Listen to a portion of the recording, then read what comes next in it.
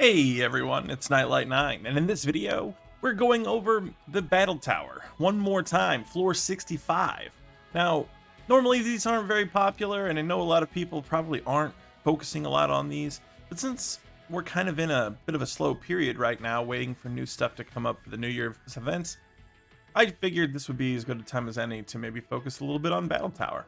And one thing I really want to point out is, in case people aren't paying much attention, if you look at these rewards, 500 crystals and 20 character memories for every single character, that's pretty good. I think 500 crystals for sure is worth the time and effort it takes.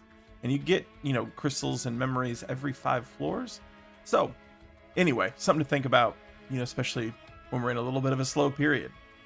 Now, the next thing I'm going to look through real quickly is enemy info. So these guys here, we've seen them before. They have no innate resistances or weaknesses. They just kind of do these dances over and over again, which, are proportionate damage to HP, meaning a percentage of your total HP.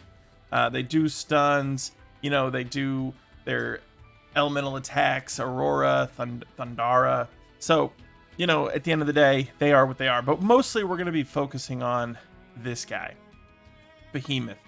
And he's going to be doing physical attacks. That's the primary damage that he's doing, but he also does have an AoE magic attack. So something to note. The other thing to note is that he counters magic attacks during his sigil break phase. So you will want to bring X sigil break that is a blow type so that you don't trigger that counter attack. All right.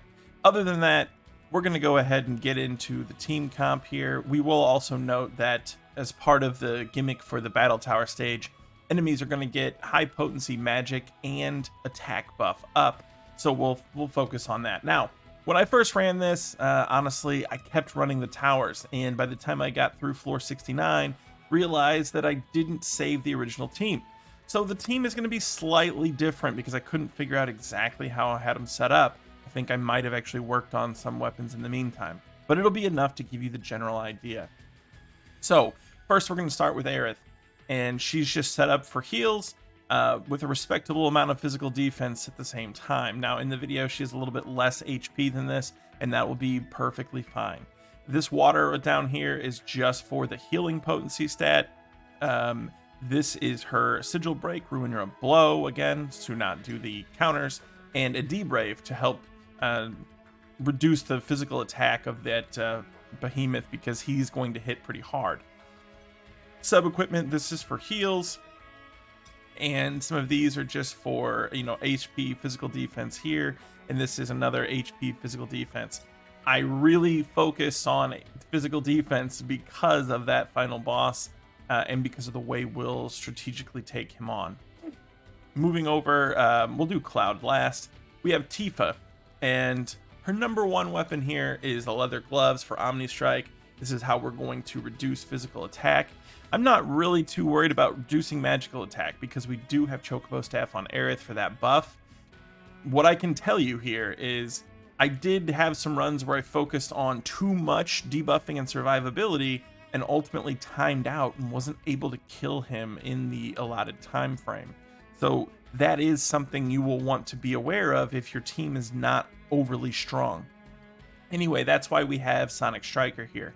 There is a buff to critical hit damage, and this is just a good non-elemental 640% damage, so that's what we're going with for her main weapon. Somersault to debuff so we can do more damage. All stat sticks, except for we do have the X blow to be able to break sigils.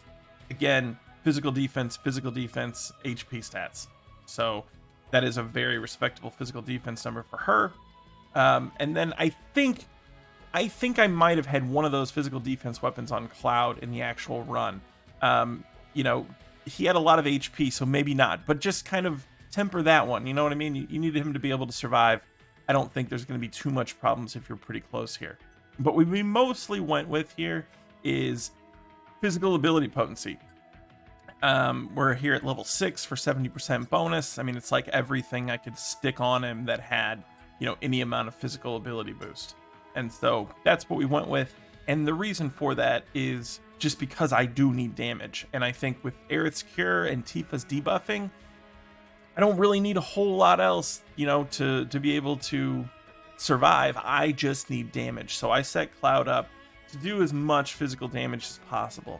Now, I may have also brought like crystal gloves on him instead of this and the other one.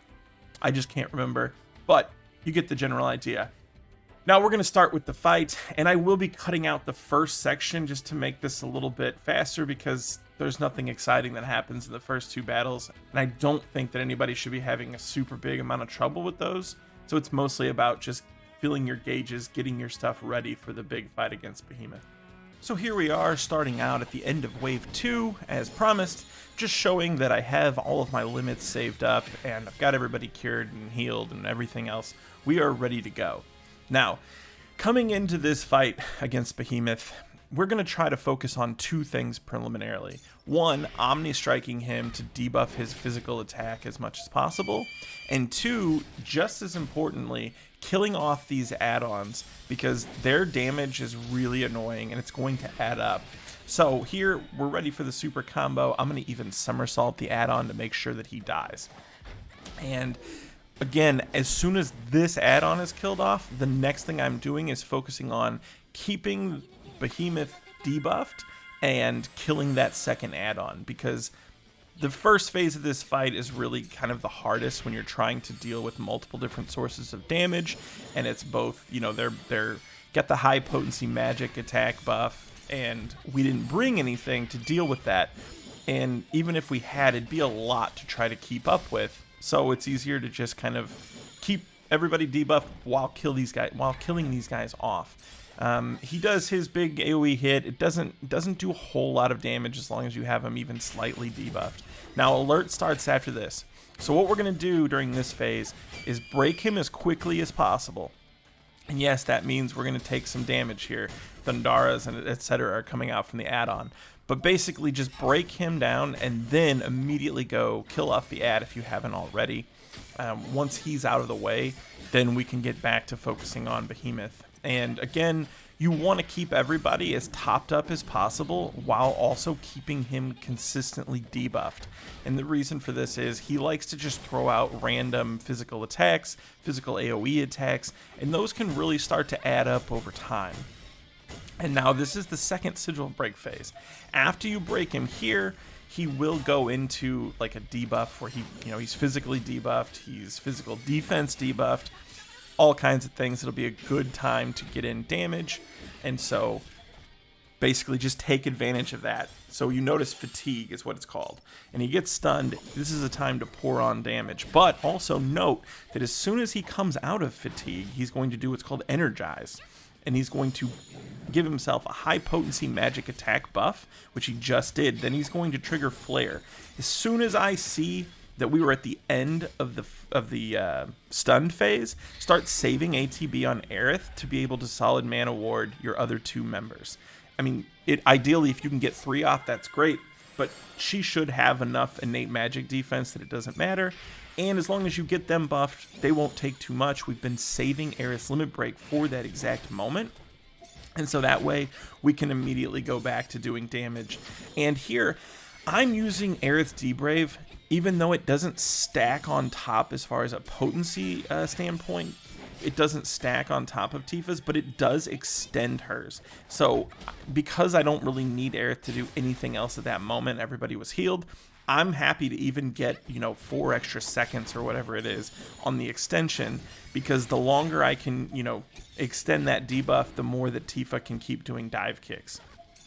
And I was really concerned about my DPS just because the last time that I had ran this, a couple weeks prior, maybe 3 weeks, I had timed out. And I can tell you, it was a very demoralizing feeling. However, we've set up enough, and with the Final Fantasy IX weapons, etc., we've gotten strong enough to do the damage, and that is the fight. If this helped you, subscribe for future content. Let me know what you thought, if you're having struggles with this or if you were able to clear it. I appreciate everybody's support, and as always, thanks for watching.